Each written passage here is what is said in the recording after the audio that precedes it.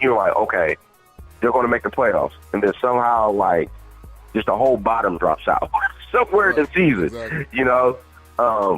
And so we'll see, but you know, I'm all for players getting paid in the NFL. That's one thing. Like, hey, get your money. The owners make way too much money. Get all the money you can while you can get it.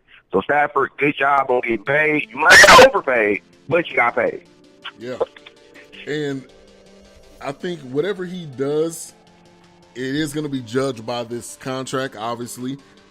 But he does not have, like you said, Megatron. He does not really have that dependable running game. So the chances of him really amounting to something is going to be still going to be rare. But congratulations, he got paid.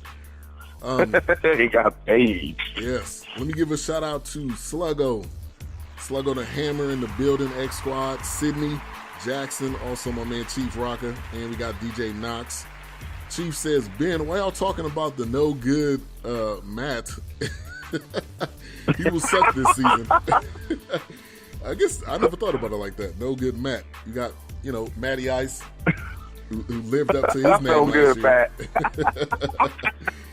That's cold. You know what? Like, real talk. I mean, I feel so bad. You know, it's just like, it's such a weird position for him to be in. Just to like say, he gets paid, but Detroit never wins. Man, like I said, they just let you down. You swear that Detroit is going to be good, and they just let you down. You know, so it'll be interesting to see what they do this year. I don't understand how the coach still has a job, me personally. But we'll see. Yeah, I mean, Caldwell, I'm gonna be straight up honest right now. Caldwell is on the coattail of the great Tony Dungy. Let's all be honest. He slid in with the Colts at an opportune time when the Colts were good, when the Colts still had Peyton Manning, when the Colts still had a pretty good defense. That's what he did, and that's the reason why he has that job. And it's just showing that he's not a good coach, just plain and simple. I think he wants to be a good coach. He wants to try to help Detroit get somewhere, but it's just not amounting to nothing. And that's just the real honest truth about it. Yeah, basically they and as far as much talent as they brought in, they let go. I mean, you know, they couldn't keep Sue.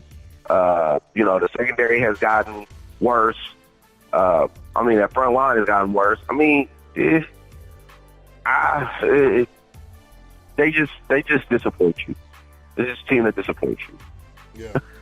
All right, let's switch over to a more productive team a little bit. The Texans end up extending DeAndre Hopkins. I think he deserved this. I think it is long overdue. I'm surprised he didn't hold out.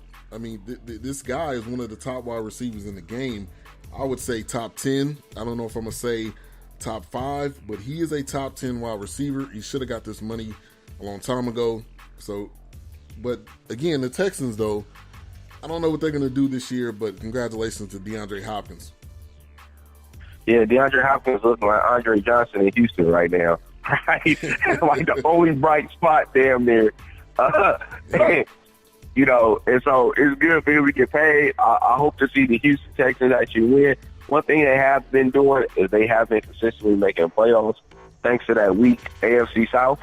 I mean, the AFC South is trash. So the Houston Texans has literally been able to make it to the playoffs with just their defense, right? Like their defense has been stout the past couple of years with J.J. Watt, with that secondary, with that linebacker core. They've been able to win games solely on their defense. And, of course, you know, you have DeAndre Hopkins. They need to get a running game. You know, Arian Foster for years was the running game, but he always got hurt. So it's finally time to see them get a running game, hopefully, and see what happens with this quarterback position. You know, they're not going to Watson is not going to start. They're going to let, what's his name? Tom Savage. What's the quarterback? Tom Savage. Yeah, Tom Savage. They're going to let Tom Savage be the starting quarterback. We'll see how that works out. But Houston was my dark horse pick last year. that was my dark horse pick last year because I really feel like they have the talent to really challenge in the AFC. Now, because the Patriots just like went overboard this offseason, I don't think nobody really has a chance to challenge in the AFC. But I thought that Houston last year had a real challenge with their defense. I think they had a great defense. I thought Osweiler was going to be a little bit better than what he was. He just sucked completely. I thought he would be better, and because of that, I thought that their team might have a chance to make some noise in the AFC. Now, I'm not sure, but I think it's great that they solidified DeAndre Hopkins as their number one receiver. I would like to see what Will Fuller does, see how he develops there. They have another receiver there that shows some flashes of some talent. So we'll see how that turns out. But DeAndre Hopkins, great for him to get his money. He is one of the top 10 receivers in the league. Very talented. Yeah, he definitely is. And I think he got what he deserved. He needed that contract. He got it. I don't understand why Deshaun Watson is not starting. We all know. Let's not all be dumb and say Tom Savage is better. Get out of here. I don't think for a million years that the coaching staff even thinks that. They just know that they may think Deshaun Watson is not ready, but just throw him in there anyway. You have nothing to lose at all. And I want to give a shout out to Nina Cross in the building. Nina Cross, I had her on a previous show. She's got some great music out. Nina Cross, gospel rapper. Go ahead. Well, I was about to say, I don't think that the talent thing is the issue. What I truly believe at this point is that the Houston Texans have an offensive scheme, and with them having a coach who is a quarterback guru or whatever, he doesn't feel comfortable with Deshaun Watson being able to run that offensive scheme right now. I do believe that Deshaun Watson ends up becoming a starter this season. That's what I do believe. Whether the Texans start off well or not, I think that somewhere in the middle of the season, like, talent has to outweigh, this situation. It has to come into play somewhere. And I think that Deshaun Watson is the more talented quarterback. Tom Savage do have the deep ball. He has the arm. And when you look at that receiving core, they want to go deep. And that offense, they want to go deep. So I think that's why Tom Savage is starting right now. And again, he's just been in the system a little bit longer. But Deshaun Watson is the future of that team. We all know that. It just depends on when that future begins. I think it begins somewhere later this season, though. Definitely. All right, so let's talk about these Steelers right here. Funny story with Le'Veon Bell, who applies for a job at Dairy Queen. That was probably the funniest story from this week. But then the next day he reports to camp, which he said he was going to do that anyway. I'm sure it was probably a joke. Obviously, he's not going to work at a Dairy Queen, but it was hilarious. It was hilarious. They need to pay him. I don't know what he's expecting for the contract. He's going to sign the tender, which is $12.1 million. But at the end of the day, he's on a very good team. Big Ben has his issues. I'm sure Big Ben's going to be injured. So everybody out there, if you drafted him, be sure that you have a quality backup, because Big Ben will be hurt at some point in time. But what's your thoughts on also Hayden? They signed Hayden. So what's your thoughts on the Steelers with Hayden and Le'Veon Bell? I mean, I think the Steelers are, they're that team that could be, they're a team that could challenge the Patriots. But as you just noted, the injuries, I think injuries has always been a concern for the Steelers, as well as suspensions. I mean, Martavius Bryant, he's finally back, which this offense should be crazy. Should be crazy this year, with him back, with Brown. Just all the talent at receiver. Of course, Le'Veon Bell, who's the the threat, the dual threat running back. You know, he can run, he can catch it out the backfield. He's a good blocker. He does everything. And then, of course, Big Ben. So this offense is going to be ridiculous. We'll see how this defense turns out. But the Steelers' issue has been injuries. And that's whether it was Le'Veon Bell being injured, whether it was Roethlisberger being injured. Somebody has consistently got hurt on this team, which is one of the reasons why Le'Veon Bell has not got the amount of money that he's asked for. And I don't argue with the Steelers. You know, the Steelers offered him, I believe, $15 million a season or somewhere around there, and Le'Veon Bell won 17. You know, and to me, that's a little too much for a running back that's often hurt. I mean, how many seasons has he finished playing 16 games? You know, he hasn't. Not one so far. Whether he was hurt, whether he was suspended or something. He has never finished a full season. So I can't argue with the Steelers for them not wanting to pay him that type of money. Because paying him that type of money, you have to assure me that you're going to be there for the entire season. And right now, Le'Veon Bell can't. So I'm happy that he's back, though. I'm glad that he kind of skipped preseason. He's not a running back that needs to really be in preseason. He's a great running back. He doesn't need to play a preseason game. Him being in practice, you get all the rest that he needs in practice, he'll be ready to go game one of the season. Yeah, he'll be ready, no doubt.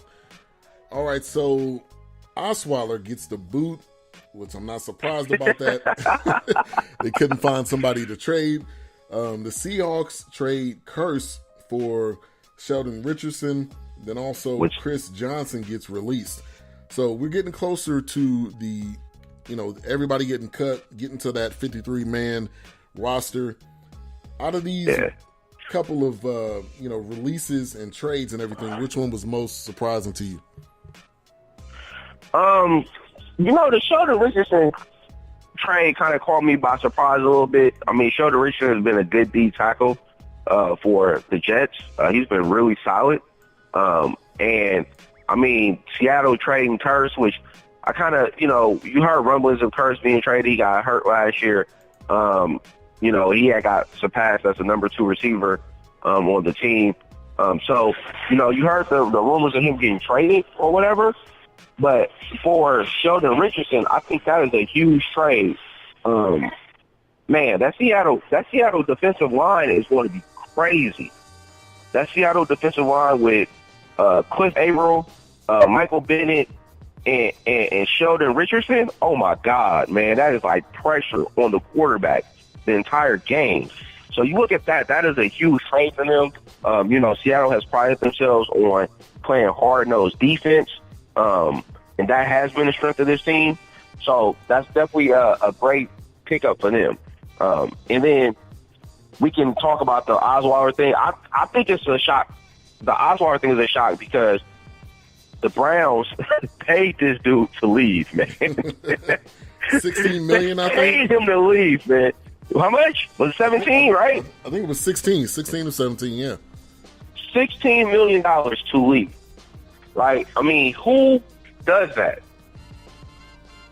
Somebody that really doesn't want Osweiler to spend that money just for him to go away. Exactly. They spend all that money to literally go away. And really, they don't have a backup quarterback. They don't have a veteran backup quarterback on the team. So, when you look at that, they're really just like, we're going to go with Deshaun Kaiser as our starter. And we're going to let Cody Kessler, who didn't win a game last season, we'll let him be the backup. Or we'll let the other guy be the backup, which is the third quarterback on the team, which is the guy from Stanford. I can't think of his name right now. But anyway, you mean to tell me that Osweiler couldn't give you no backup minutes? I mean, that's terrible. That's terrible. I mean, for a quality backup, he can't be a quality backup on the team? Yeah, that says a lot. So it'll be interesting to see where he lands. If he tries to go back to Denver and John Elway told him, no, we tried to keep you, man, and you didn't want to learn here. I don't know what happens, right? That's the perfect comeback. Comeback. You decided to leave. Yeah, and I mean, I felt like, last year when he made the decision to leave, I felt that it was the wrong decision for him because I thought that with him being there with Elway, he could have really learned how to play the quarterback position. And he had